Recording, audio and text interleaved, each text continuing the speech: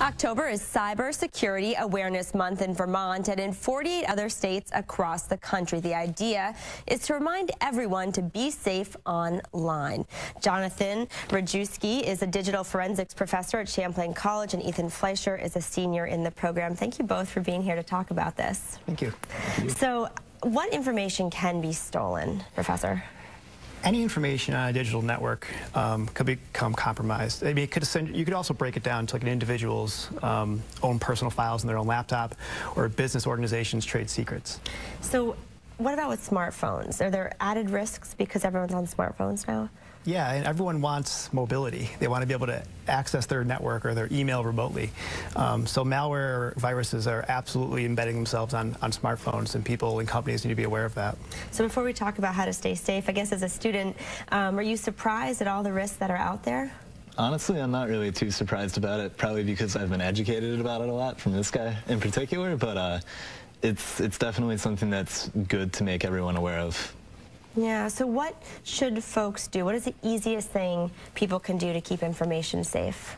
I mean, having strong passwords, in particular using passphrases instead of a password.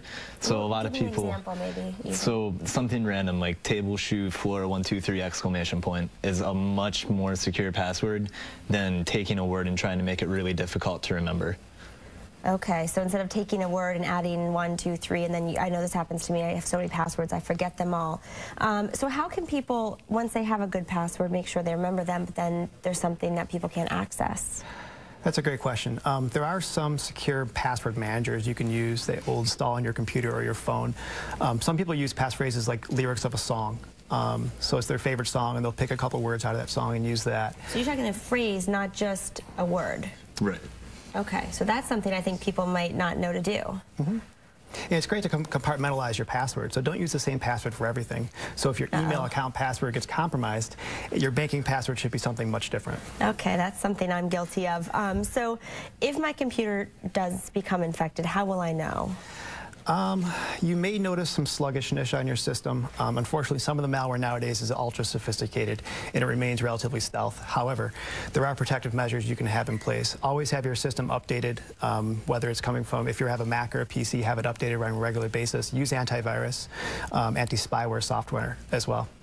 Okay, so Ethan, this is something you're going to do in the future. What do you hope to do with this major? Well, what I've done so far, a lot of the digital forensic actual investigations is just so rewarding to me. I've done a lot of stuff for John down at the Leahy Center for Digital Investigation, doing casework for the state of Vermont. So doing that really anywhere would be the most rewarding to me, as long as I can keep doing this. Is this the kind of crime that it's easy to get away with, or is it becoming more traceable? I would say it's relatively easy to get away with in some ways. It's kind of a double-edged sword, because as malware gets more sophisticated, it's harder for us to track, and it takes a lot of time. But given the right amount of time, we can still find a majority of what's going on. So kind of both ways. The race on both ends, the folks who want to break the law, the folks who want to catch people. So, Professor, what's one thing you want people to know about cybersecurity?